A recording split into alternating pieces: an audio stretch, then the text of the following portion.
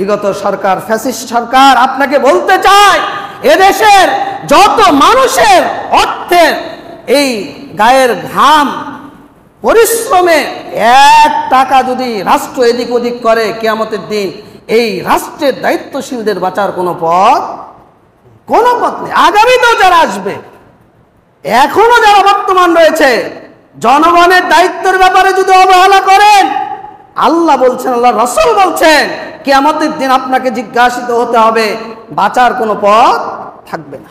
1971 সালে এদেশের লক্ষ লক্ষ মানুষ সাগর, ওই যে গানে বলে না, 1 সাগর 1 নদী রক্তের বিনিময়ে দেশ স্বাধীন করেছেন আপনারা। এই জন্য কি যে আমি আমার বাক স্বাধীনতা পাবো না, আমি আমার ধর্মের স্বাধীনতা পাবো না, আমি আমার ইসলামের স্বাধীনতা পাবো না? আপনি কি এজন্য স্বাধীন করেছেন? আমার বাপ চাচা দাদারা, আপনার বাপ চাচা দাদারা এদেশকে এজন্য শাসন করেছে যে এদেশের সরকার, এদেশের প্রশাসন আপনার উপর কঠোরতা আরোপ করবে, কঠিন হবে, আপনার বুকে বুলেট ধরবে, আপনি নিরাপত্তাহীনতায় ভুগবেন। কোন দেশে বসবাস করি? খালি তো গণতন্ত্র আর গণতন্ত্র করে, যে গণতন্ত্র আপনার অধিকার রক্ষা করতে পারে না। এই মানুষের রচিত এই তন্ত্র মন্ত্র ডাস্টবিনে ফেলে দিন। আল্লাহর সৈনিক মুজাহিদ হয়ে জীবন যাপন করুন, 10 দিন করেন বাঘের বাচ্চার মতো ইসলাম মেনে জীবন যাপন করুন। এই কথিত মানব রচিত এই থিওরির পেছনে জীবনকে নষ্ট করেন না। কে দেশ আর চোরদের দেশ নয়, মনে রাখেন, কোন পাচারকারীর দেশ নয়, কোন দুর্নীতিকারীর দেশ নয়। এ দেশ আপামর 16.5 কোটি জনতার দেশ। সম্মানিত মুসল্লিবৃন্দ, সংক্ষিপ্ত পরিসরে জুমার খুতবার বিষয়, একটি আদর্শ রাষ্ট্র, কল্যাণকর রাষ্ট্র গঠনে সরকার এবং জনগণের দায়িত্ব কর্তব্য। ইসলাম একটি সার্বজনীন জীবন ব্যবস্থা, যেখানে আপনার মানবতা, মূল্যবোধ, বিবেক, নীতিবোধ, ইনসাফ ভিত্তিক একটি জীবন ব্যবস্থা, কল্যাণকর একটি জীবন ব্যবস্থা,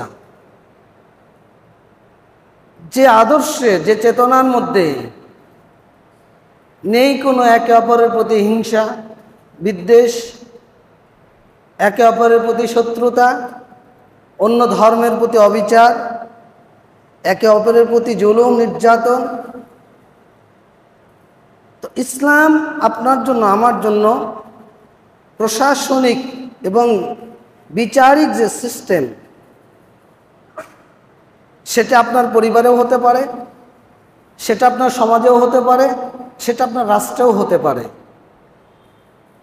যে সিস্টেমটা আমি আপনি ফলো করলে একটা আদর্শ পরিবার গড়ে উঠতে পারে, একটা আদর্শ সমাজ গঠিত হতে পারে, একটা আদর্শ রাষ্ট্র, কল্যাণকর রাষ্ট্র, যেখানে শান্তি আর শান্তি, নিরাপত্তা আর নিশ্চয়তা যেখানে অবস্থান করবে, বিরাজমান থাকবে। ইসলাম এরকম প্রশাসনিক এবং বিচার কার্য বা প্রশাসনিক নীতিমালা আমাদের জন্য প্রণয়ন করেছে, আলহামদুলিল্লাহ। তা প্রত্যেকেই মানুষ, যারা আমরা প্রশাসক হিসেবে এবং যারা আমরা শাসিত, সরকার এবং শাসিত, প্রশাসক এবং শাসিত, ঊর্ধ্বস্তন এবং অধস্তন, সকলেই যদি এই নীতিমালাগুলো যদি আমরা ফলো করি, ইনশাআল্লাহ আমরা মানুষ হিসেবেও হব সুন্দর, আমাদের রাষ্ট্রও হবে সুন্দর, এতে কোনো সন্দেহ নাই। একটা রাষ্ট্রনেতা, তাকে নির্বাচন করার যে গুরুত্ব, একটা প্রশাসককে নির্বাচন করার যে গুরুত্ব, ইসলাম আমাদেরকে সেটা বলে দিয়েছে। ইয়া আইয়ুহাল্লাযীনা আমানু আতিউল্লাহ ওয়া আতিউর রাসূল ওয়া উলিল আমরি মিনকুম। আল্লাহর আনুগত্য করো, রাসূলের আনুগত্য করো, তোমাদের মধ্যে যারা নেতৃত্ব স্থানীয় ব্যক্তিবর্গ, তাদের আনুগত্য করো। এটা একটা আমানত। আপনি যখন একজন সরকারের অধীনে থাকবেন, আপনার নিশ্চয়তা, আপনার নিরাপত্তা আপনার ধর্মের স্বাধীনতা, আপনার বাক স্বাধীনতা, কথা বলার স্বাধীনতা এবং বহির্বিশ্ব থেকে যে আক্রমণ, সব কিছু থেকে আপনি নিরাপদে অবস্থান করবেন। আর শাসকবিহীন থাকা মানে, ইবনে তাইমিয়া রাহিমাহুল্লাহ বলছেন যে একদিন যদি শাসকবিহীন একটা রাত আপনি অবস্থান করেন, 60 বছর অত্যাচারী জালেম শাসকের অধীনে জীবন যাপন করার নাই। আমরা 3 দিন শাসকবিহীন ছিলাম, তার মানে 3 দিন হলো 318, 180 বছর। আর বিগত 15 বছর কত হলো? 195 বছর আমরা জালিম অত্যাচারী শাসকের অধীনে ছিলাম। আলহামদুলিল্লাহ, আল্লাহ আমাদেরকে সেখান থেকে পরিত্রাণ দিয়েছেন, বলেন আলহামদুলিল্লাহ।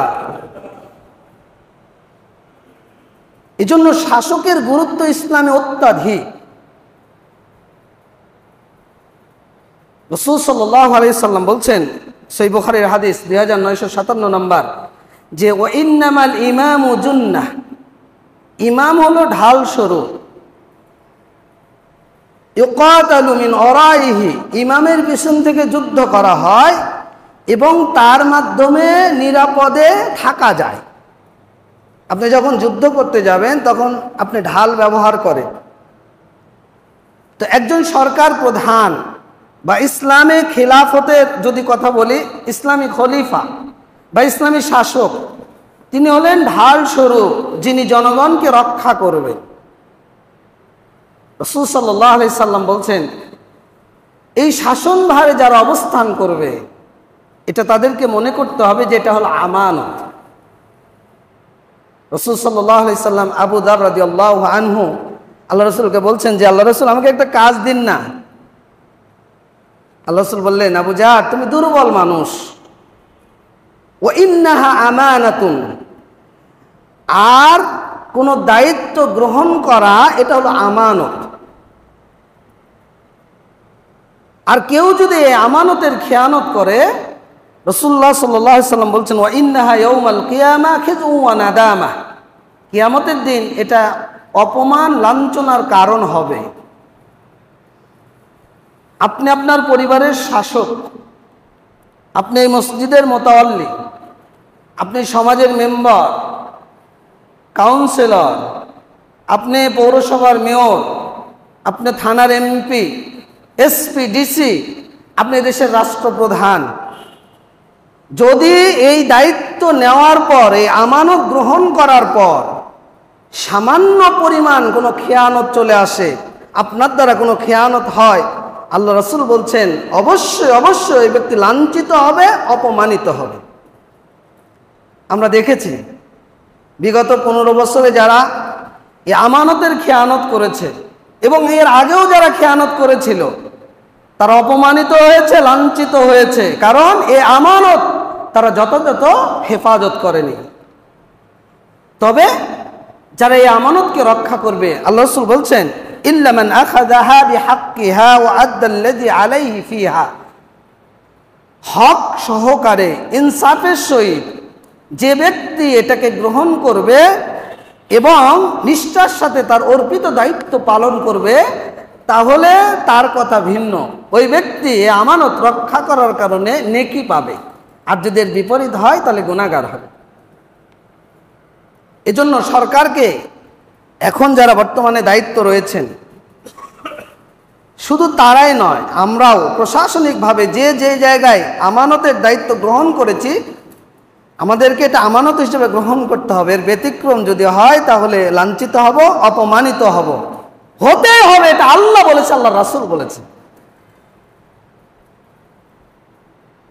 এরপরে 3 নম্বর বিষয়, সেটা হলো এই শাসনভার রক্ষা করার জন্য শাসককে তার গোপন 2 জন পরামর্শক নিযুক্ত। আল্লাহ রাসূল বলছেন, আল্লাহ যাকেই নবী করেছেন অথবা খলিফা করেছেন, তার জন্য 2 জন পরামর্শক নির্ধারণ করেছেন। একজন পরামর্শক হলো শাসক যদি কোনো কিছু ভুলে যায় স্মরণ করে দেবে, আর স্মরণ যদি হয় তাহলে শাসককে সহযোগিতা করবে। আর একজন পরামর্শক শাসক যদি ভুলে যায় তাকে স্মরণ করে দেবে না, আবার স্মরণও যদি করে দেয় তাহলে তাকে সহযোগিতা করবে না। রাসূল সাল্লাল্লাহু আলাইহি সাল্লাম বলছেন যে ইযা আরাদাল্লাহু বিল আমিরি খায়রান জাআলা লাহু ওয়াজিরা সিদকিন, আল্লাহ যদি কোনো প্রশাসকের কল্যাণ চান তাহলে তার জন্য একজন সত্যবাদী পরামর্শক নিযুক্ত করেন। ইন নাসিয়া যাক্কারাহু, যদি শাসক ভুলে যায় তাকে স্মরণ করে দেয়। ওয়া ইন যাকারা আনাহু, শাসক যদি স্মরণ করে তাহলে তাকে সহযোগিতা করে। আর আল্লাহ এর বিপরীত যদি কোনো প্রশাসকের জন্য কোনো অকল্যাণকর কিছু চান তাহলে তার জন্য এমন উজির, এমন পরামর্শক নিযুক্ত করেন, শাসক স্মরণ করলেও সহযোগিতা করে না, আর ভুলে গেলেও তাকে স্মরণ করে দেয় না। আমরা বিগত যারা ফ্যাসিস্ট জালেম সরকার ছিল, আমরা তাদের পরামর্শকগুলোকে দেখেছি। চোর, ডাকাত, ধর্ষক, দুর্নীতিবাজ, অর্থ পাচারকারী, লুটকারী, মানুষকে হত্যাকারী, হত্যার সহযোগী এবং পরামর্শক, তারা সর্বদা এগুলো কুপরামর্শ তাদেরকে প্রদান করেছে, যার ফলে আল্লাহ রাব্বুল আলামিনের যেটা করণীয় আমাদের সামনে ঘটিয়েছেন, আলহামদুলিল্লাহ। এজন্য আমরা যারা যে কোনো স্থানে যারা প্রশাসক হিসেবে রয়েছি, অবশ্যই আপনার জন্য একজন গোপন পরামর্শক নির্ধারণ করবেন। যদি আপনাকে সৎ পরামর্শ দেয়, ভালো পরামর্শ দেয়, তাহলে মনে করতে হবে এটা আল্লাহর পক্ষ থেকে আমার জন্য কল্যাণকর, আলহামদুলিল্লাহ। এরপরে চতুর্থ নাম্বার যে বিষয়, সেটি হলো শাসক জনগণের দায়িত্বশীল। রাসূলুল্লাহ সাল্লাল্লাহু আলাইহি সাল্লাম বলছেন, সহিহ বুখারীর 7138 নম্বর হাদিস, আলা কুল্লুকুম রাইন ওয়া কুল্লুকুম মাসউলুন আন রাইয়াতিহি, জেনে রাখো তোমরা প্রত্যেকে দায়িত্বশীল, আর স্ব দায়িত্বশীলকে তার দায়িত্ব সম্পর্কে জিজ্ঞাসিত হতে হবে। আমি আব্দুল্লাহ আমার পরিবারের দায়িত্বশীল, আপনি আপনার পরিবারের দায়িত্বশীল, আমি আজকের খতিব এই মেম্বারের দায়িত্বশীল, আপনি এই মসজিদের মুতাওয়াল্লি এই মসজিদের দায়িত্বশীল, আপনি এই রাষ্ট্রের কোনো একটা অংশের দায়িত্বশীল। প্রত্যেকেই দায়িত্বশীল, আর স্ব দায়িত্ব সম্পর্কে তাকে জিজ্ঞাসিত হতে হবে। এরপর আল্লাহ রাসূল বলছেন যে ফাল ইমামুল্লাযী আলান নাসি রাইন ওয়া হুয়া মাসউলুন আন রাইয়াতিহি, একজন দেশের রাষ্ট্রনেতা, ইমাম, সরকার, তিনি হলেন জনগণের ওপর দায়িত্বশীল, আর স্ব দায়িত্ব সম্পর্কে তাকে জিজ্ঞাসিত হতে হবে। আমি আব্দুল্লাহ খেতে পেলাম কি পেলাম না, আমি আমার বাক স্বাধীনতা পেলাম কি পেলাম না, আমি আমার ধর্ম পালনের স্বাধীনতা পেলাম কি পেলাম না, আমি ইনসাফ ভিত্তিক জীবন যাপন করতে পেলাম কি পেলাম না, এই রাষ্ট্র কর্তৃক যদি আমার উপর এই ন্যায়সঙ্গত ব্যাপারগুলো সরকার যদি খতিয়ে না দেখে, সরকার হলো আমাদের দায়িত্বশীল, সরকারকে আল্লাহর কাছে জিজ্ঞাসিত হতে হবে। প্রত্যেকটা সেক্টরে চুরি আর ডাকাতি, দুর্নীতি আর রাহাজানি, ইচ্ছা মতো লুটতারাজ করে দেশের অর্থনীতিকে একবারে ধ্বংস করে দেওয়া হয়েছে বিগত সরকার, ফ্যাসিস্ট সরকার। আপনাকে বলতে চাই, এদেশের যত মানুষের অর্থের এই গায়ের ঘাম পরিশ্রমে 1 টাকা যদি রাষ্ট্র এদিক ওদিক করে, কিয়ামতের দিন এই রাষ্ট্রের দায়িত্বশীলদের বাঁচার কোনো পথ নেই। আগামীতেও যারা আসবে, এখনো যারা বর্তমান রয়েছে, জনগণের দায়িত্বের ব্যাপারে যদি অবহেলা করেন, আল্লাহ বলছেন, আল্লাহ রাসূল বলছেন, কিয়ামতের দিন আপনাকে জিজ্ঞাসিত হতে হবে, বাঁচার কোনো পথ থাকবে না। এই জন্য ক্ষমতা পরে, আগে জনগণের চাহিদাটা কি, তাদের চাওয়াটা কি, তাদের অধিকারটা কি, তাদের উপর আপনার আমার দায়িত্বটা কি, এটা ইসলাম বলে দিয়েছে আপনাকে আমাকে। এটা সরকারের দায়িত্ব। এরপরে জনগণের প্রতি সহনশীলতা প্রদর্শন করা, কঠোরতা আরোপ না করা। আপনি নেতা হয়েছেন, মেয়র হয়েছেন, এমপি হয়েছেন, এসপি হয়েছেন, ডিসি হয়েছেন, প্রধানমন্ত্রী হয়েছেন, প্রধান উপদেষ্টা হয়েছেন, বা যারা হবেন, আপনি মনে করেছেন ক্ষমতা পেলাম আর যেভাবে ইচ্ছা খুশি আমি জনগণের ওপর শাসন করব, কঠোরতা আরোপ করব। জি না, রাসূল সাল্লাল্লাহু আলাইহি সাল্লাম তার নীতি দেখেন, যখন কোনো সাহাবীকে কোনো দায়িত্বে পাঠাতেন, শাসক নিযুক্ত করতেন, তখন তাকে বলতেন যে বাশশিরু ওয়ালা তুনাফিরু ওয়ায়াসসিরু ওয়ালা তুআসসিরু ওয়াসাক্কিনু ওয়ালা তুনাফফিরু ওয়াতাতাওয়া ওয়ালা তাখতালিফা। সাহাবীরা শোনো, তোমরা মানুষকে সুসংবাদ দান করবে, ওয়ালা তুনাফফিরু, নৈরাশ্যজনক কথা বলে তাদেরকে অবহেলা, তাদের মধ্যে ঘৃণা সৃষ্টি করবে না। ওয়াবাশশিরু ওয়ায়াসসিরু, তোমরা তাদের জন্য সহজতা করবে, সহজ করবে। ওয়ালা তুআসসিরু, কঠোরতা আরোপ করবে না। কঠোরতা আরোপ করো না, সহজতা করো। ওয়াসাক্কিনু ওয়ালা তুনাফফিরু, তোমরা তাদেরকে সান্ত্বনা প্রদান করো, ভয় দেখিয়ে তাড়িয়ে দিও না। ওয়াতাতাওয়া ওয়ালা তাখতালিফা, পরস্পরে ঐক্যের ভিত্তিতে থাকো, বিচ্ছিন্ন বিক্ষিপ্ত হয়েও না। এটা সরকারের দায়িত্ব, প্রশাসনিক পদে যারা রয়েছেন তাদের দায়িত্ব, এটা আল্লাহ দায়িত্ব দিয়েছেন। আপনি আমার প্রতি সহনশীলতা প্রদর্শন করবেন, আপনি আমার প্রতি কঠোরতা আরোপ করতে পারবেন না।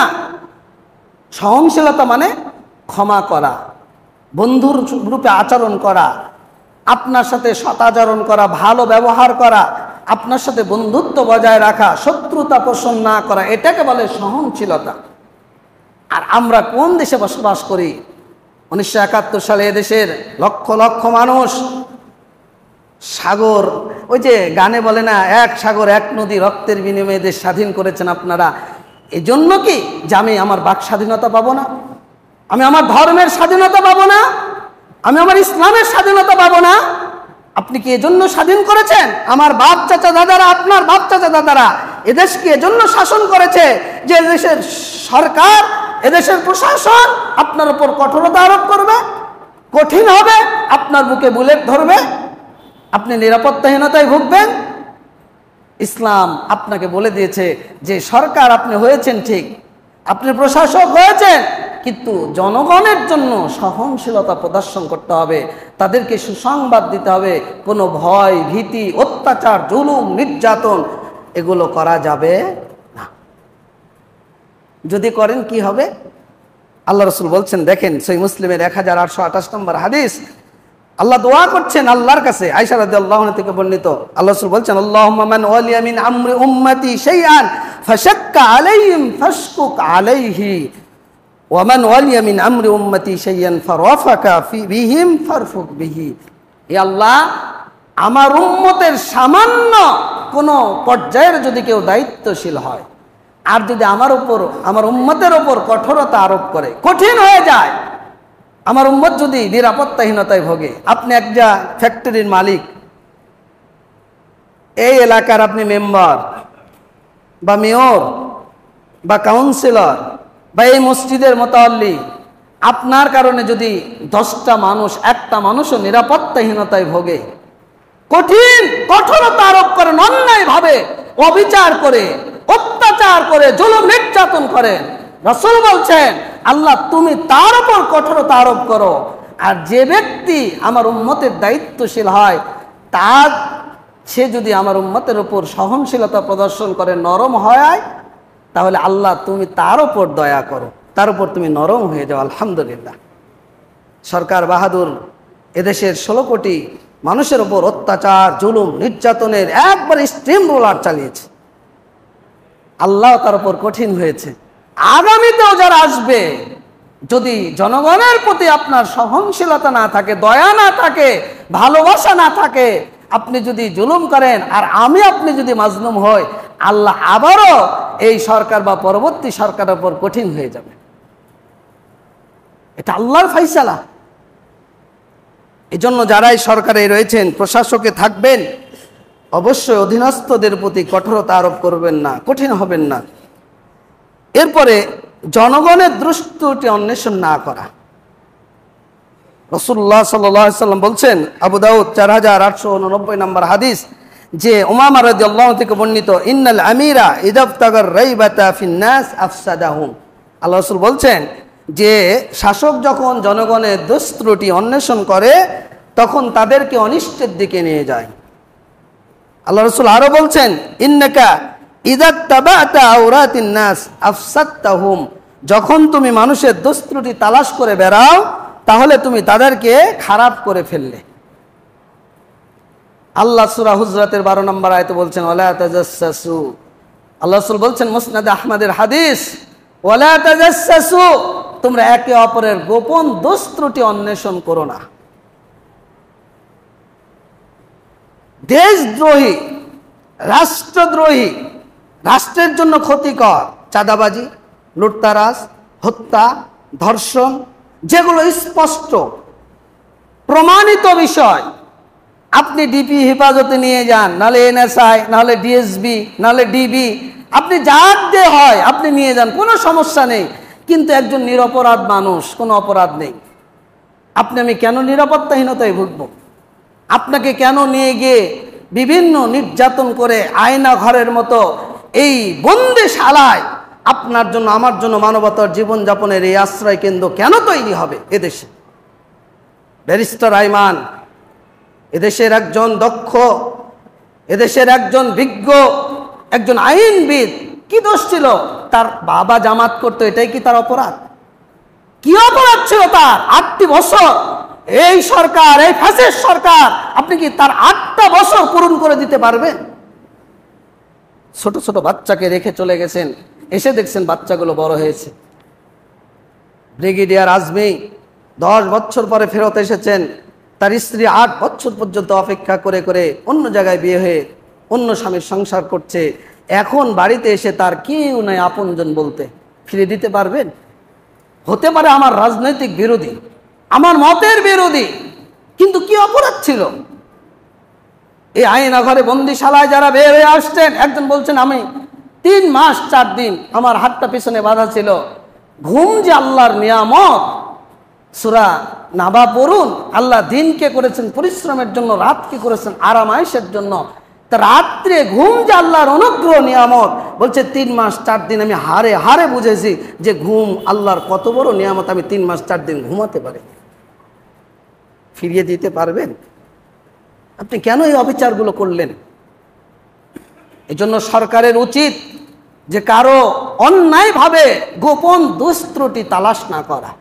হ্যাঁ, আমি রাষ্ট্রদ্রোহী কোনো অন্যায় করেছি, প্রমাণিত বিষয়, কোনো সমস্যা নেই, আমাকে ধরে নিয়ে যান, কিন্তু আমি তো নিরাপত্তাহীনতায় ভুগি। কারণ কখন যেন সাদা পোশাকে এসে আমার ঘর থেকে আমাকে তুলে নিয়ে কোথায় গুম করে দেয় আর কোথায় খুন করে দেয়।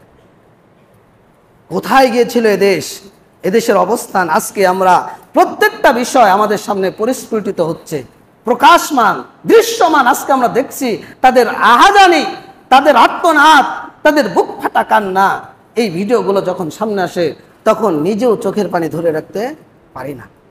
হতে পারে আপনার মতের বিরোধী, হতে পারে আপনার আকীদা বিরোধী, কিন্তু আপনি কেন অন্যায়ভাবে একটা মানুষকে এই কি সেই নির্মম, কি সেই অত্যাচার, এই প্রকষ্ট, এই বন্দিশালার মধ্যে তারা যে মানবতার জীবনযাপন করেছে, এটা পূরণ করা সম্ভব নয়।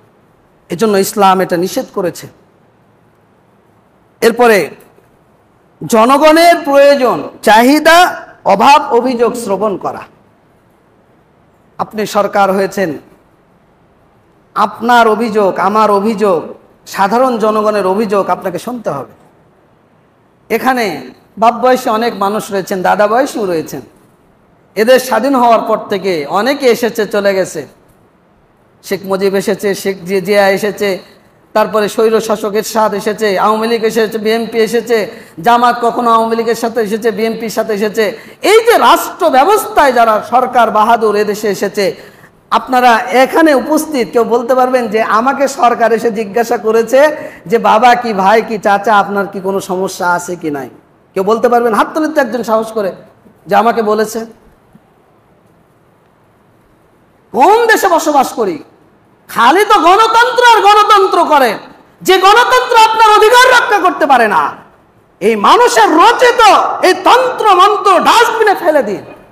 অভ্রান্ত সত্যের চূড়ান্ত উৎস আল্লাহ কর্তৃক যে বিধান আপনার জন্য আমার জন্য সার্বজনীন যে ব্যবস্থা রেখেছেন, সেই ব্যবস্থাকে আঁকড়ে ধরেন।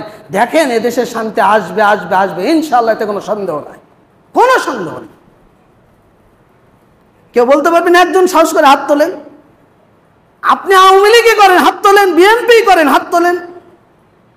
যে সরকার আমাকে এসে খোঁজ খবর নিয়েছে যে 3 বেলা খেতে পেলাম কি না, মৌলিক অধিকার পূর্ণ হলো কি হলো না, চিকিৎসা পেলাম কি পেলাম না, তাহলে কার পিছনে ঘোরেন আপনারা? বিবেককে জাগ্রত করুন। আল্লাহর সৈনিক মুজাহিদ হয়ে জীবন যাপন করুন। 10 দিন করেন বাঘের বাচ্চার মতো ইসলাম মেনে জীবন যাপন করুন।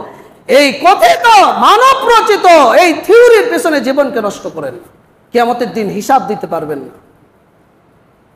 এজন্য সরকারকে বলবো যে ইসলামের যে কল্যাণ রাষ্ট্রের যে থিওরি, এই থিওরিগুলো বাস্তবায়ন করার চেষ্টা করুন। ইনশাআল্লাহ দেশে শান্তি আসবে। এটা আপনাদের গণতন্ত্রের বিরোধীও না, এগুলা দেখেন সবগুলো মিলে যাবে। আপনারা যে আইন করেন, কিন্তু আইন করে লাভ কি?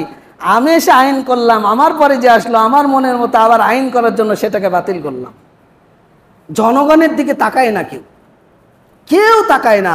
তাকায় শুধু নিজের নিরাপত্তা, নিজে কি করে বস্তা ভর্তি টাকা নিয়ে দেশ থেকে চলে যাবে, গিয়ে বিলাতে সুখ আয়েসে জীবন যাপন করবে। আর সারা জীবন যারা চেটে চেটে জিহ্বাটাকে হাফ ইঞ্চি ক্ষয় করেছে, তারা ওই জনগণের মার খেতেই থাকবে। 15 বছর যারা শাসন করলেন তারা তো সব পালিয়ে চলে গেলেন, কিন্তু সাধারণ মানুষ যারা আপনাদেরকে চেটে চেটে এই 15টা বছর কাটালো, তাদের অবস্থাটাকে একবারও ভেবেছেন? দেশত্ববোধ, দেশপ্রেমিক, দেশের প্রতি ভালোবাসা কি রয়েছে আপনার মধ্যে, আমার মধ্যে? যারা দেশকে ধ্বংস করে দেয়, দেশের অর্থনীতিকে লুটপাট করে, পাচার করে, ব্যাংক অর্থনীতি সব সেক্টরের মাঝে একবারে ভেঙে চুরমার করে দেয়, তারা কিসের দেশপ্রেমিক? যারা অন্য রাষ্ট্রের অঙ্গরাজ্য হওয়ার জন্য, করার জন্য, ক্ষমতায় টিকে থাকার জন্য তাদের আঁচলের ছায়া নিয়ে যারা টিকে থাকার চেষ্টা করে, তাদেরকে আপনি দেশপ্রেমিক বলেন কি করে? বলছিলাম যে জনগণের চাহিদা, অভাব, অভিযোগ, এগুলো শাসক হলে আপনাকে শুনতে হবে। রাসূল সাল্লাল্লাহু আলাইহি সাল্লাম বলছেন, আবু দাউদের 2948 নম্বর হাদিস, আমর ইবনে মুররা মুআবিয়া রাদিয়াল্লাহু আনহু থেকে বর্ণিত, তিনি বলছেন, আল্লাহ রাসূলকে আমি বলতে শুনেছি যে মান আল্লাহু শাইয়ান মিন আমরিল মুসলিমিনা ফাজতাজাবা দুনা হাজাতিহিম ওয়া খাল্লাতিহিম ওয়া ফাখরিহিম। আল্লাহ রাসূল বলছেন যে কোন ব্যক্তিকে যদি মুসলিমদের কোনো দায়িত্বশীল করা হয়, আর ওই ব্যক্তি যদি তাদের প্রয়োজন, চাহিদা, অভাব, অভিযোগ শ্রবণ না করে আড়ালে রেখে দেয়, আমার শোনার দরকার নেই, আড়ালেই থাক, পিছনেই থাক, আল্লাহ রাসূল বলছেন, তাহলে আল্লাহ রাব্বুল আলামিন ওই ব্যক্তির জন্য তার অভিযোগ, অনুযোগ, অভাব, অনটন, নিরাপত্তা সব কিছু থেকে আল্লাহ মুখটা ফিরিয়ে নেন। আপনারা কি বাস্তবতা দেখেছেন না দেখেননি? এদেশের একজন প্রধানমন্ত্রী, ক্ষমতাধর, মাদার অফ হিউম্যানিটি, নিজের নিরাপত্তা পায় না, পালিয়ে চলে যায় আর এক দেশে। এদেশের একজন বিচারপতি, যার মাধ্যমে আমরা ইনসাফ ভিত্তিক বিচার কামনা করি, আশা করি, তিনি নৈতিক পদস্খলন কতটা হয়েছে যে তিনি দেশ থেকে চোরের মতো পালিয়ে যাওয়ার জন্য এক জঙ্গলের মধ্যে কলার পাতার উপর শুয়ে রয়েছে। আগে মুখে দাড়ি ছিল না, মাথায় টুপিও ছিল না, দাড়িও রেখেছেন, সুন্দর করে টুপিটাও পাশে রেখে দিয়েছে। তার মানে আপনি আমার অভিযোগ শোনেননি, অভাব, আমার দারিদ্রতা, আপনি আমার মৌলিক অধিকার, চাহিদা, এগুলোর দিকে লক্ষ্যপাত করেননি। এজন্য আল্লাহ আপনার নিরাপত্তা তুলে নিয়েছে, আল্লাহ আপনার থেকে মুখটা ফিরিয়ে নিয়েছে। এজন্য যারাই সরকার থাকবেন, যদি এটাও করেন আপনারাও ঠিক আপনাদের কাছ থেকে এমনটাই আল্লাহ করে নেবেন, এতে কোনো সন্দেহ নাই। এজন্য ইসলাম বলেছে যে তুমি নেতা হয়েছ, জনগণের চাহিদা পূরণ করো, অভাব অভিযোগ শ্রবণ করো, তাদের মৌলিক অধিকারকে এটা নিশ্চিত করতে হবে আপনাকে। আমি কেন নিরাপত্তাহীনতায় ভুগবো? আমার দোকানটা, আমি কেন আমার ওই ভাইয়ের দোকানটা ভাঙচুর করলাম, তার মার্কেটে আগুন লাগিয়ে দিলাম, তার দোকানটা লুট করলাম, তার ব্যবসা প্রতিষ্ঠান ভেঙে চুরমার করে দিলাম? তাহলে ওই জালেম আর আমার এই জালেমের মধ্যে পার্থক্যটা কোথায়? সে অপরাধ করেছে, তার বিচার হবে। এদেশের শাসক রয়েছে, এদেশের শাসন রয়েছে, এদেশে নীতিমালা রয়েছে, সে আলোকে যদি সরকার বাহাদুর তাদের শাস্তি যদি নিশ্চিত না করে, তাহলে তারাও আল্লাহর কাছে দায়ী হবে। কিন্তু আপনি কেন আইনের আশ্রয় না নিয়ে, আপনি কেন আইনকে হাতে তুলে নিয়ে নিজেও জালেম তৈরি হলেন? মানে আপনার বাড়িতে আপনি গরুর গোশের হাড্ডি খেয়েছেন, হাড্ডিটা ফেলে দিয়েছেন, তো তো কুকুর এসে হাড্ডিটা খাচ্ছে, তো ওই কুকুরকে তাড়ানোর জন্য আরো 2টা কুকুর ওখানে উপস্থিত হয়ে ওকে তাড়িয়ে ওই হাড্ডিটা নিয়ে দৌড়াচ্ছে। ব্যাপারটা এমন না যে এক কুকুর চলে গেছে, আর এক কুকুরের উপস্থিতি দৃশ্যমান হয়েছে। অতএব আপনার দ্বারা কেউ যেন মাজলুম না হয়, কারণ আল্লাহ জালেমকে ছেড়ে দেন, ছাড় দেন না। বলছিলাম রাসূল সাল্লাল্লাহু আলাইহি সাল্লাম বলছেন, ইন্নাল্লাহা মাআল কাদি মা লাম ইয়াজুর ফাইযা দারা তাখাল্লা আনহু ওয়া লাজিমাহু শাইতান। যখন কোনো শাসক তার শাসনে জুলুম করে, অন্যায় করে, অত্যাচার করে, তখন আল্লাহ রাব্বুল আলামিন তার সাথে আর থাকেন না, আর শয়তান হয় তার সাথী। মানে শয়তান আপনাকে যেভাবে চালাবে আপনি ওইভাবেই চলবেন। দেখছেন না একটা ভিডিও ক্লিপস, ডিএমপি কমিশনার, এদেশের প্রশাসনিক সর্বোচ্চ কর্মকর্তা, স্বরাষ্ট্রমন্ত্রী, তাকে একটা ভিডিও ক্লিপস দেখাচ্ছে যে স্যার গুলি করলে একটাই মরে, একটাই থাকে, বাকিরা কেউ যায় না। কত বড় জালেম! তার মানে গুলি করলে একটা বললে সব পালাবে, কিন্তু একটাও তো যায় না, একটাই মরে, একটাই থেকে যায়, বাকি সব তো ওখানেই থাকে। কয়টা গুলি করবেন? কি সুন্দর প্রশাসনিক কর্মকর্তার 2 জনের বিশ্লেষণ! চিন্তা করতে পারেন কত বড় জালেম। তার মানে শয়তান তার সাথী হয়েছে, আল্লাহর কোনো দয়া মায়া তার উপর। এজন্য আপনি যতক্ষণ পর্যন্ত জুলুম না করবেন, আল্লাহ আপনার সাথী। যখন আপনি জুলুম করা শুরু করবেন, সে যেই হোক, পরিবারেও যদি আপনি জুলুম করতে থাকেন, আপনার ব্যবসায়িক প্রতিষ্ঠানেও যদি আপনি জুলুম করতে থাকেন, এই মসজিদের মুতাআল্লিম হয়েও যদি আপনি জুলুম করতে থাকেন, আল্লাহর রহমত আপনার উপর থেকে উঠে যাবে। তার মানে শয়তান আপনার সাথী হবে। উত্তম শাসক হওয়ার চেষ্টা করা। রাসূল সাল্লাল্লাহু আলাইহি সাল্লাম বলছেন, সহিহ মুসলিমের 1855 নম্বর হাদিস, খিয়ারু আইম্মাতিকুমুল্লাযীনা তুহিব্বুনাহুম ওয়া ইউহিব্বুনাকুম ওয়া ইউসাল্লুনা আলাইকুম ওয়া তুসাল্লুনা আলাইহিম। আল্লাহ রাসূল বলছেন, তোমাদের মধ্যে সর্বোত্তম শাসক তিনি, যাকে জনগণ ভালোবাসে, শাসকও জনগণকে ভালোবাসে, জনগণ তার জন্য দোয়া করে, শাসকও তাদের জন্য দোয়া করে। আর তোমাদের মধ্যে নিকৃষ্ট শাসক হলো ওই, তারা জনগণকে অভিশাপ দেয়, জনগণও তাদেরকে অভিশাপ দেয়, তারা জনগণকে ঘৃণা করে, জনগণও তাদেরকে ঘৃণা করে।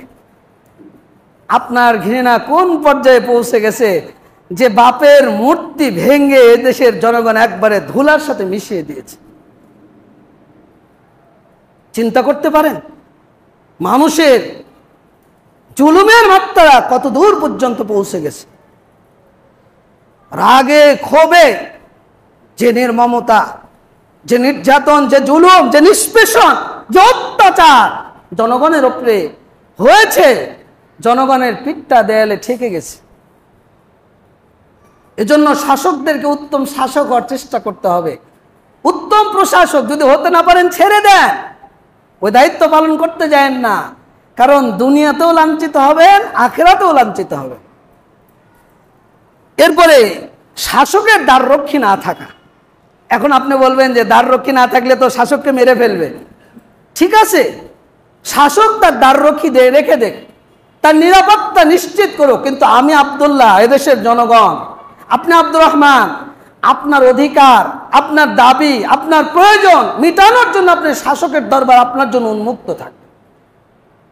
যে কোনো প্রয়োজনে আমি আমার শাসকের সাথে দেখা করতে পারি। আল্লাহ রাসূল পৃথিবীর শ্রেষ্ঠ মহামানব ছিলেন, শ্রেষ্ঠ নবী ছিলেন, শ্রেষ্ঠ শাসক ছিলেন। তার শাসনামলে তার দ্বারে কোনো দ্বাররক্ষী ছিল না। একজন মহিলা কবরে কাঁদছেন, তা আল্লাহ রাসূল বললেন, তুমি কেঁদো না, ধৈর্য ধারণ করো। তা আল্লাহ রাসূলকে একটু অন্যভাবে বললেন যে তোমার তো মরেনি, তুমি যাও, তুমি বুঝবা না। মহিলাটা আল্লাহ রাসূলকে চিনতে পারেন। তা আল্লাহ রাসূল চলে আসলেন। পরে একজন গিয়ে বলল যে তুমি তাকে চেনো? তো বললো কে?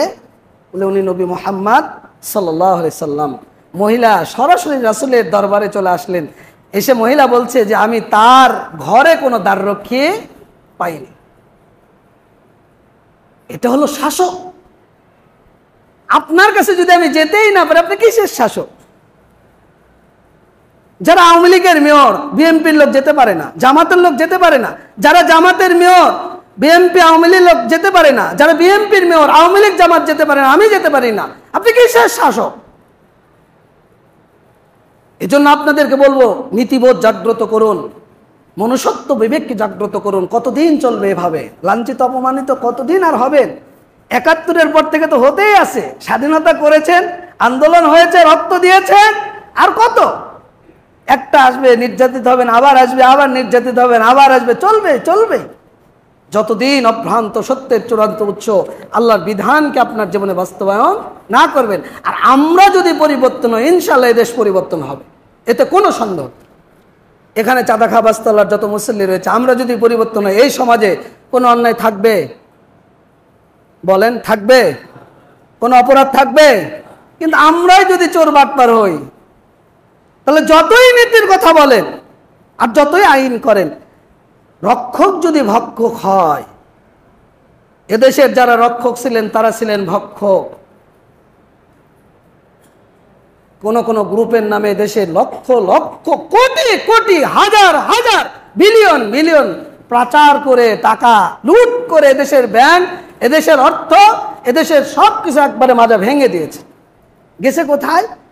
এই প্রধানমন্ত্রী যে কালকে একটা রিপোর্ট দেখলাম, এস আলম গ্রুপ ১.৫ লক্ষ কোটি টাকা পাচার করেছে, অর্থ লুট করেছে, তার অর্ধেক নাকি প্রধানমন্ত্রীর ছেলে আর ভাগ্নির কপালে জুটেছে। তাহলে রক্ষক যদি ভক্ষক হয়, তাহলে দেশ রক্ষা হবে কার হাতে?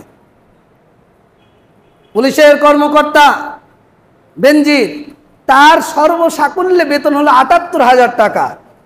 সারা জীবন চাকরি করে তার বেতন সর্বসাকুল্যে ১,94,84,00,০০০ টাকা, ধরলাম ২ কোটি টাকা। তার একটা ফ্ল্যাটের দাম ২ কোটি টাকার উপরে।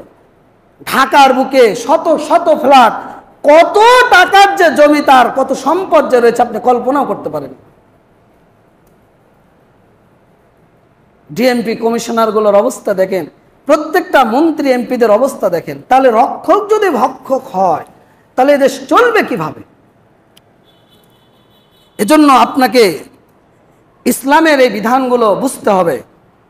কর্মচারীদের জবাবদিহিতা, সহিহ বুখারীর হাদিস ৭১৯৭ নম্বর, আল্লাহ রাসূল সাল্লাল্লাহু আলাইহি সাল্লাম ইবনে লুতাবিয়াকে সাদাকা গ্রহণ করার জন্য দায়িত্বশীল করে পাঠাইছে।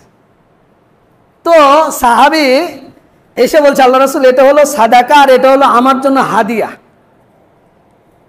বলাও শেষ, আল্লাহ রাসূল রাগান্বিত হয়ে গেলেন, রেগে বলছেন যে তুমি বাড়িতে থাকা অবস্থায় তোমার পক্ষে থেকে তোমার নিকটে হাদিয়া আসলো না কেন? এটার নাম হলো জবাবদিহিতা।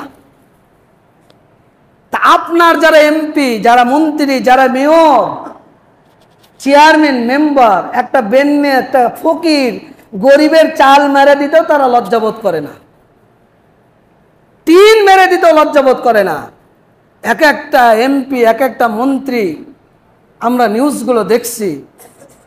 ওই যে গতকাল বিদ্যুৎ ও জ্বালানি প্রতিমন্ত্রী, তার একটা নিউজ দেখছিলাম, ৩০ সালে যত দূর চোখ যায় সব সম্পত্তি নাকি তার, জোর করে দখল করে, জবরদখল করে, জাল সনদ দিয়ে, জাল দলিল হাতে দিয়ে জমিগুলো সব দখল করে নিজের একটা, মানে কি বলবো, রিয়েল এস্টেট ব্যবসার কারখানা তৈরি করেছে।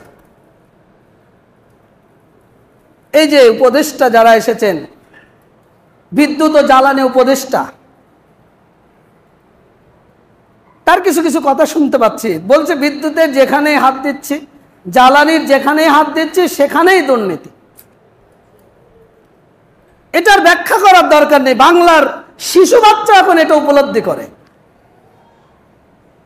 কারণ এগুলো স্পষ্ট। তাহলে জবাবদিহিতা কোথায়? অথচ ইসলাম আপনার জন্য, আমার জন্য জবাবদিহিতা নিশ্চিত করেছে যে আমি দায়িত্বশীল, আমার দায়িত্ব অবহেলার কারণে কোনো দুর্নীতি, কোনো অর্থবাজার, কোনো লুটতারাজ হয়েছে কিনা। এরপরে ইসলামী শাসকের গুরুত্বপূর্ণ দায়িত্ব হলো মুসলিমদের ভ্রাতৃত্ব বন্ধন নিশ্চিত করা, পরস্পরের প্রতি, পরস্পরের একে অপরের ইসলামী সাহায্যের অঙ্গীকার নির্ধারণ করা। আল্লাহ রাসূল যখন মদিনায় গেলেন, তো আনসার এবং মুহাজিরদের মধ্যে যে ভ্রাতৃত্বের বন্ধন তৈরি করেছিলেন পৃথিবীর ইতিহাসে বিরল। নিঃস্ব, অসহায়, সম্পদহীন মুহাজিররা সব কিছু ফেলে ইসলামের জন্য মদিনায় চলে গিয়েছে। থাকবে কোথায়, খাবে কি, বিয়ে করবে কোথায়? মদিনার আনসার সাহাবীরা ডেকে ডেকে বলছেন, ভাই আমার 2টা বউ আছে, তুমি একটাকে নিয়ে নাও, আমি তালাক দিয়ে দিচ্ছি। ভাই আমার ব্যবসা রয়েছে, তুমি এই ব্যবসাটা দেখাশোনা করো। ভাই আমার জমি রয়েছে, তুমি জমিটা নিয়ে চাষ করো। এটার নাম ভ্রাতৃত্ব, যেখানে কোনো হিংসা থাকবে না, কোনো বিদ্বেষ থাকবে না, কোনো শত্রুতা থাকবে না, একে অপরের প্রতি সৌহার্দ্য, ভালোবাসা, ভ্রাতৃত্ববোধ। কিন্তু আমাদের মধ্যে কোথায়? যারা ক্ষমতা থেকে চলে গেছে তাদের বাড়ি ঘর, দোকানপাট, ব্যবসা বাণিজ্য, প্রতিষ্ঠান কোনোটা আমাদের হাতে নিরাপদ নয়। এই যে আপনার গোলাম দস্তগীর কি যেন মন্ত্রী ছিল, পাট ও বস্ত্র মন্ত্রী, আমরা বিভিন্ন প্রোগ্রামের কারণে তাদের সাথে সাক্ষাৎ হয়েছে, বিশেষ করে জিকে সম্মেলনে উনি অতিথি থাকতেন। উনি ফ্যাসিস্ট সরকারের একজন অনুসারী, মনে করেন মন্ত্রী বা এমপি, ওনার দোষ, ওনার অপরাধ, লজিক্যাল একটা চিন্তা করবেন। কিন্তু ওনার প্রতিষ্ঠানে 20,000 কর্মচারী যারা কোনো দল করে না, আপনি তার প্রতিষ্ঠানে আগুন জ্বালিয়ে দিলেন মাইকে ঘোষণা করে। এই 20,000 কর্মচারীর সাথে 5 জন করে যদি 1 লাখ মানুষ সেখান থেকে রুজি হয়, এই 1 লাখ মানুষের রুজির মালিক এখন কে? যে আগুন লাগিয়ে দিয়েছে তারা কি এই রুজি দিতে পারবে? আপনি এই জুলুম করতে গেলেন। হ্যাঁ, সে যদি চুরি করে, কারখানা করে, লুটতারাজ করে, পাচার করে, অর্থ লুট করে, আমাদের সরকার রয়েছে, তদন্ত করবে, বাজেয়াপ্ত করবে। কিন্তু আপনি আমি কে? স্বাধীনতা হয়েছে, খুবই আনন্দিত হয়েছি, আল্লাহর শুকরিয়া আদায় করেছি, সিজদাও দিয়েছি। কিন্তু সন্ধ্যার পর যখন রাজশাহীতে আমাদের কোনো এক আওয়ামী লীগ এমপির ধরেন একটা 10 তলা মার্কেট, যখন শুনলাম মার্কেটটা লুটতারাজ চলছে, তখন খুবই কষ্ট পেয়েছি। কেন জানেন? ওখানে আপনারও দোকান ছিল, আমারও দোকান ছিল, 10 লাখ টাকা ইনভেস্ট করেছি, 1 লাখ টাকাও নেই, একটা সম্পদও নেই। এই 10 লাখ টাকা পূরণ করে দেবে কে? দিতে পারবেন? দিতেই যদি না পারেন, আপনি জুলুম করতে গেলেন কেন? আল্লাহকে এটারও জবাব দিতে হবে। বলছিলাম যে এই জন্য এই ভ্রাতৃত্ব বন্ধন বজায় রাখতে হবে, যেটা ইসলাম দেখিয়ে দিয়েছে। শত্রুতা বিদ্বেষকে পরিহার করে একে অপরের প্রতি যে সহানুভূতি, যে ভালোবাসা। এই যে বন্যায় ক্ষতিগ্রস্ত মানুষ, তাদের আহাজারি, নিরাপত্তাহীনতায় ভুগছে। একজন মা, আজকে সকালে একটা ভিডিও দেখছিলাম, 8 দিন ধরে অনাহারে, অর্ধাহারে, পেটে 1 ফোঁটা খাবার, যে পাগলের মতো চিৎকার করছে খাবারের জন্য।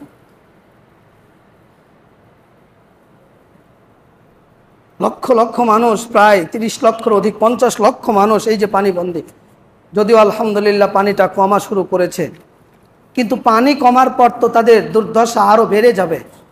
এজন্য আপনার আমার যদি সহানুভূতি একে অপরের প্রতি আমরা দয়াশীল না হই, কিয়ামতের দিন জবাব দেবেন কে? এজন্য রাসূল বলছেন, আল্লাহ তার প্রতি রহম করে, যে বান্দার প্রতি রহম করে, আল্লাহর দয়া ততক্ষণ থাকে যতক্ষণ আপনার দয়া বান্দার প্রতি থাকে।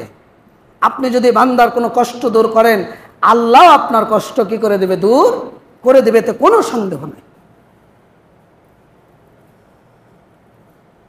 কিয়ামতের দিন আল্লাহ রাব্বুল আলামিন বলবেন যে আমি ক্ষুধার্ত ছিলাম, তুমি আমাকে খেতে দাওনি। বান্দা বলবে, আল্লাহ তোমাকে কিভাবে খেতে দেব? আল্লাহ বলবেন, আমি তৃষ্ণার্ত ছিলাম, তুমি আমাকে তৃষ্ণা নিবারণ করনি। বান্দা বলবে, আল্লাহ আমি কিভাবে তোমার তৃষ্ণা নিবারণ করব? আল্লাহ বলবেন, আমি অসুস্থ ছিলাম, আমার সেবা করনি। বান্দা বলবে, আল্লাহ আমরা কিভাবে তোমার সেবা করব? তখন আল্লাহ বলে দেবেন, আমার বান্দা অভুক্ত ছিল, আমার বান্দা তৃষ্ণার্ত ছিল, তুমি যদি তাদেরকে খাদ্য দিতে, পানি পান করাতে, তাহলে আমাকেই দেওয়া হতো। সুবহানাল্লাহ। তুমি যদি তার অভিযোগ, তার অভাব অনটন, তার সেবা শুশ্রূষা করতে, তাহলে আমারই করা হতো। আজকে আমাদেরকে মানবিক দিক থেকে তাদের জন্য ভ্রাতৃত্ববোধ নেই। আপনার যতটুকু রয়েছে, সামর্থ্য রয়েছে, এই ভাইদের জন্য আপনার দয়া, মায়া, মমতা, ভালোবাসা উজাড় করে দিতে হবে। আজকে যদি আপনি আপনার সম্পদ থাকার পরেও যাদের পাশে যদি আপনি দাঁড়াতে না পারেন, তাহলে কিয়ামতের দিন জবাব দেবেনটা কি? এদেশ আর চোরদের দেশ নয়, মনে রাখেন। কোন পাচারকারীর দেশ নয়, কোন দুর্নীতিকারীর দেশ নয়। এদেশ আপামর 16.5 কোটি জনতার দেশ। আপনারা দেখতে পাচ্ছেন, মা তার গলার চেন দিয়ে দিচ্ছে, আমার কিছুই নাই, গলার চেন রয়েছে সেটাই দিয়ে দিচ্ছে। ছোট বালক উমরা করার জন্য 14,500 টাকা জমা করেছে, সে তার টাকাটা নিয়ে এসে বলছে যে একজন মানুষের যদি জীবন রক্ষা হয় আপনারা এটা তাদের জন্য ব্যয় করেন। একজন রিক্সা চালক 22,000 টাকা জমা করেছে, সেই টাকাটাও সে জমা দিচ্ছে। একজন ভিক্ষুক প্রতিবন্ধী টাকাটা দিতে হাত কাঁপছে, এরপরেও তার বক্স থেকে সে টাকাটা বের করে ত্রাণ বক্সে জমা করছে। চিন্তা করতে পারেন? বলেন তো, এদেশ যদি এই মানুষগুলো আমরা সকলেই এদেশের কল্যাণে, এদেশের মানুষের জন্য, এদেশের নিরাপত্তার জন্য আমরা যদি এগিয়ে আসি, বলেন তো এদেশে আর কোনো দুর্নীতি থাকতে পারে? অসম্ভব। এজন্য আপনাদেরকে উদাত্ত আহ্বান জানাবো। জানি না কে কয়জন টাকা দিয়েছেন কিনা, যদি দিয়ে থাকেন আলহামদুলিল্লাহ, আর যারা দেননি আজকে জমা করবেন এখানে ত্রাণ কার্যক্রম, যার যতটুকু সামর্থ্য রয়েছে। আবারও বলছি, আজকে টাকা আছে, যদি মনটা কৃপণ হয়, কিয়ামতের দিন আপনার কিছুই থাকবে না, সেই দিন কিন্তু বাঁচা পথ থাকবে। ফিস সামাই রিজকুকুম, আল্লাহ বলছেন রিজিক হলো আসমানে। আপনার টাকা আছে, আজকের ধনী কালকে কি নিঃস্ব। যেটা আমরা ফেনীতে দেখেছি, 5 তলা বাড়ি, 1 তলা বাড়ি, 2 তলা বাড়ি, কিন্তু 10 দিন ধরে খেতে পাচ্ছেন।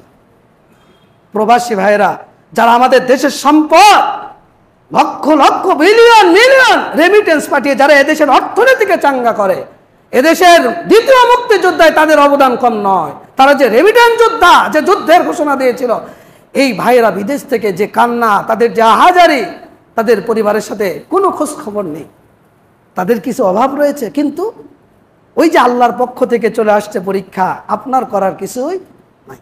এজন্য অর্থ আছে, খরচ করেন ভাইয়ের জন্য, বোনের জন্য, মায়ের জন্য, তাহলে দেখবেন যে আপনার বিপদে আল্লাহ আপনার জন্য এরকম ভাই বোন তৈরি করে দেবেন ইনশাআল্লাহ। এই যে ভ্রাতৃত্ববোধ, এটা সরকারের দায়িত্ব, এটা তৈরি করে দেওয়া। কিন্তু আমরা এমন সরকার বাহাদুর পেয়েছিলাম, সরকারের প্রধান মহল থেকে মাইকে ঘোষণা করে দেয়, মিডিয়াতে বলে দেয়, তোমরা মহল্লায় মহল্লায় প্রস্তুত থাকো, এদেরকে মোকাবেলা করতে হবে। কোথায় গেল আজকে তোমার ওই মোকাবেলা? সেই দম্ভ, সেই অহংকার কোথায় গেল? দেশের সার্বভৌমত্ব রক্ষা করা একটা রাষ্ট্রপ্রধানের দায়িত্ব, হলো রাষ্ট্রের দায়িত্ব, জনগণের দায়িত্ব, সরকারের দায়িত্ব, যে কোনো মূল্যে সে দেশের সার্বভৌমত্ব রক্ষা করা। আল্লাহ রসুল যখন মদিনায় গেলেন, মুহাজির আনসারদের মধ্যে ভ্রাতৃত্ব বন্ধন করলেন, অমুসলিম এরপরে ইহুদিদের সাথে সন্ধি করলেন। সন্ধির শর্তগুলো ছিল যে কেউ যদি মদিনায় আক্রমণ করে তাহলে আমরা সবাই মিলে সেটাকে প্রতিহত করব। আল্লাহ আমাদেরকে হেফাজত করেছেন যে ভারতের অঙ্গরাজ্য থেকে অন্তত আমরা মুক্ত হয়েছি, আলহামদুলিল্লাহ। বলেন আলহামদুলিল্লাহ।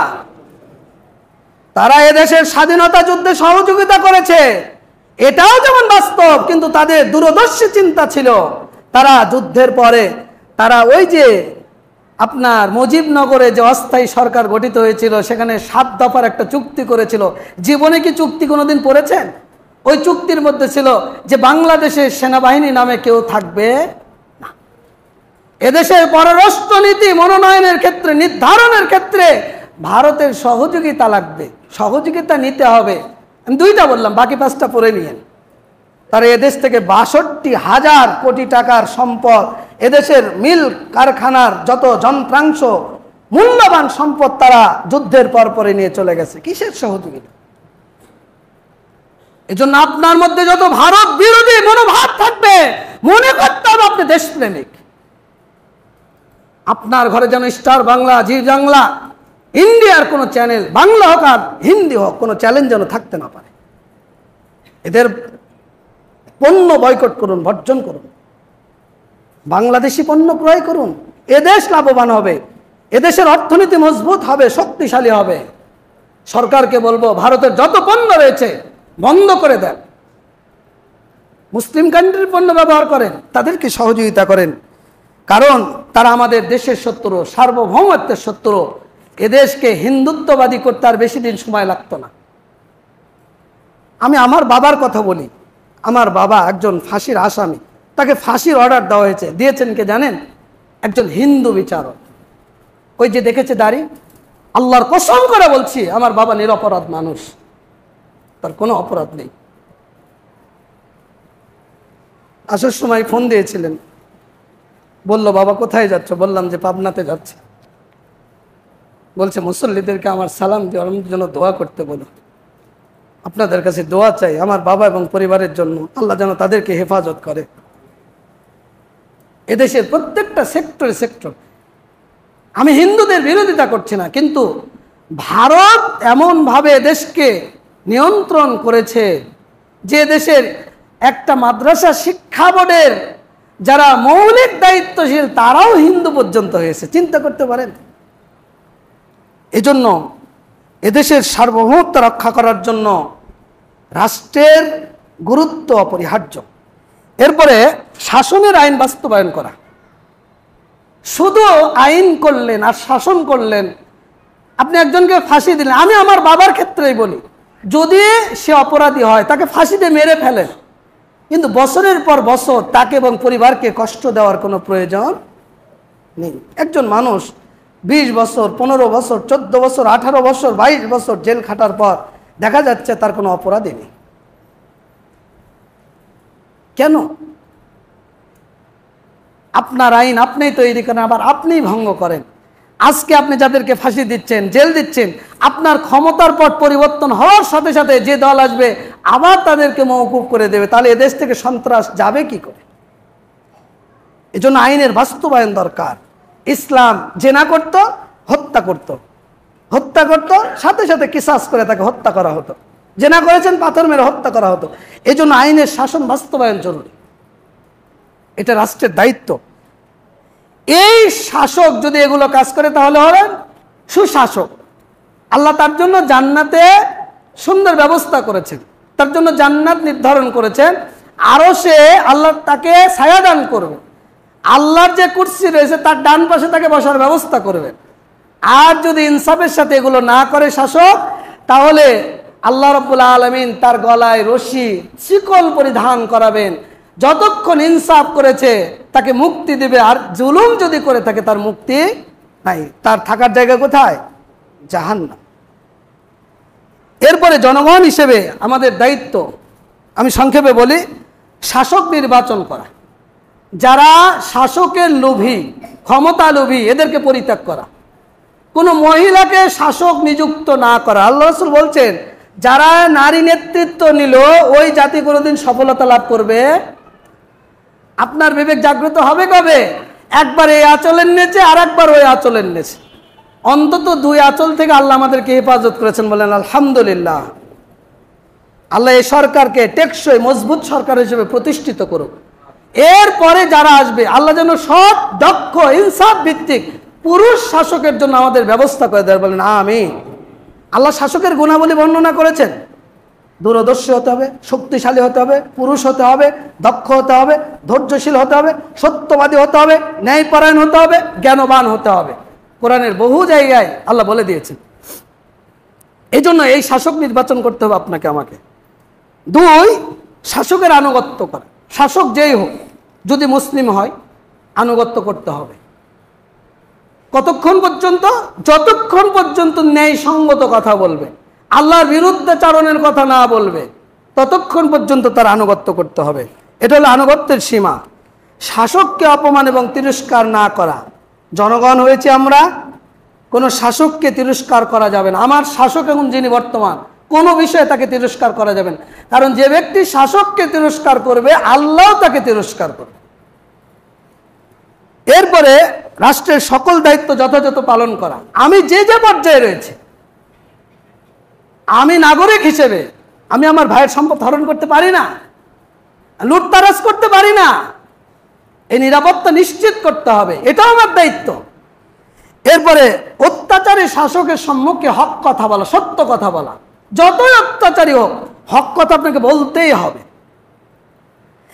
এরপরে নির্বোধ শাসকের নেতৃত্ব নিয়ে নিজেকে নিরাপদ করা। যারা নির্বোধ শাসক, অত্যাচারী শাসক, মানুষের উপর জুলুম করতে চায়, করে, এই শাসক থেকে যদি নিজেকে গুটিয়ে না নেন, আল্লাহ রাসূল বলছেন যে সে আমার সাথী না, আমি তার সাথী না, সে আমার উম্মত না, আমি তার কেউ না, হাউজে কাউসারের পানি পান করতে পারবেন না। যদি অত্যাচারী শাসককে আপনি মূল্যায়ন করেন, তার অনুগত থাকেন, তাহলে রাসূলের উম্মত হতে পারবেন না, হাউজে কাউসারের পানিও পান করতে পারবেন। এজন্য জনগণের দায়িত্ব, যে অত্যাচার করবে সেখান থেকে নিজেকে গুটিয়ে নেওয়া। যে কোনো দল, অন্য হাদিসে আসছে, যারা জামাত থেকে বিচ্ছিন্ন হলো, কোরআন সুন্নাহ থেকে, লক্ষ্যহীন পতাকাহীন কোন দল, কোন গোত্র, তাদের বিরুদ্ধে বা তাদের সাথে যুদ্ধ করলো, তাহলে থাকার জায়গা জান্নাত আর হবে না। এজন্য হিসাব করে দল করেন। যারা দল করেন তাদেরকে বলে যাচ্ছি, সহিহ মুসলিম পড়ুন, কিতাবুল ঈমান, হাদিসগুলো পড়ুন, হিসাব করে দল করেন। এটা আপনার আমার জন্য আল্লাহ রাসূল, আল্লাহ নির্দেশ দিয়েছে। কর্মচারীদের বেতন, আমি আপনি কর্মচারী, আমার আপনার যতটুকু বেতন ততটুকুই নিতে হবে। সামান্য পরিমাণ যদি বেশি হয়, এটা হলো আত্মসাৎ। যারা লুটতারাজ করে এদেশের সব সেক্টরগুলো শেষ করে দিয়েছেন, হারুন আঙ্কেল যত জমি আপনি কিনেছেন, কিয়ামতের দিন আল্লাহ সব জমিগুলো হারুন আঙ্কেল, তাই না, এই হারুন আঙ্কেলের উপর চাপিয়ে দিবেন। দিবেন কিভাবে? এদেশের যারা মন্ত্রী, মিনিস্টার, এমপি, হিসাব করতে হবে। এরপরে জনগণের ঘুষ না দেওয়া, ঘুষ দেবেন না, নেবেন না। আল্লাহ রাসূল লানত করেছে, আর আল্লাহ রাসূল যার প্রতি লানত করেছে তার কোনো বাঁচার পথ নেই। আওয়াজ তুলুন, এদেশের আপামর জনতা প্রত্যেকটা সেক্টরে, passport, DC office, SP office, বিচার ব্যবস্থা, সব জায়গায় যদি দুর্নীতি দেখতে পান, ঘুষের আড্ডা যদি দেখতে পান, আওয়াজ তুলুন, একা হলে আওয়াজ তুলুন, সত্য কথা বলুন। এদেশে কোনো দুর্নীতি থাকতে পারে না, তা হারাম করেছেন আল্লাহ। এরপরে মিথ্যা শপথ না দেওয়া। আপনাদেরকে সতর্ক সাবধান করছি, যারা মিথ্যা শপথ দেবে, সামান্য দুনিয়ার লোভ লালসায় দ্বারা আল্লাহর এই অঙ্গীকারকে যারা ভঙ্গ করবে, আল্লাহ তাদের সাথে কথা বলবেন না, আল্লাহ তাদেরকে পবিত্র করবেন না। লা ইউকাল্লিমুল্লাহু ওয়ালা ইয়ানজুরু ইলাইহিম ইয়াওমাল কিয়ামা ওয়ালা ইউযাক্কিহিম, আল্লাহ তাদেরকে পবিত্র করবেন না। ওয়ালাহুম আযাবুন আলীম, তাদের জন্য রয়েছে যন্ত্রণাদায়ক শাস্তি। এই যে এখন কেস কেস আর কেস, একজন মানুষ অপরাধ করেনি, তার বিরুদ্ধে সাক্ষী দিতে যেন না। একজন মানুষ অপরাধী না, তার বিরুদ্ধে কোনো এজাহার তৈরি করেন না। সুনির্দিষ্ট প্রমাণের ভিত্তিতে সাক্ষ্য দেন। যদি হক হয়ে থাকে, কিন্তু হক বহির্ভূত যদি দেন, সেটা আমার পক্ষে হোক আর বিপক্ষে হোক, আসমান যিনি আছেন তিনি কিন্তু রক্ষা করবেন। এজন্য মিথ্যা সাক্ষ্য থেকে সাধারণ জনতাকে হেফাজত থাকতে হবে। আল্লাহ আমাদেরকে বোঝার তৌফিক দান করুন। আমরা যেন ইসলামের এই বিধিনিষেধ যথাযথ সরকার এবং জনগণ যদি আমরা পালন করি, ইনশাআল্লাহ এদেশ সুন্দর, উন্নত, টেকসই, মজবুত রাষ্ট্র হিসেবে পরিগণিত হবে, এতে কোনো সন্দেহ নাই। আল্লাহ আমাদেরকে কোরআন এবং সুন্নাহ বোঝার তৌফিক দান করুন। কোরআন এবং সুন্নাহ অনুযায়ী আমাদের জীবনকে পরিচালিত করার তৌফিক দান করুন। আমিন। বারাকাল্লাহু লানা ওয়া লাকুম ফিল কোরআনিল আযীম।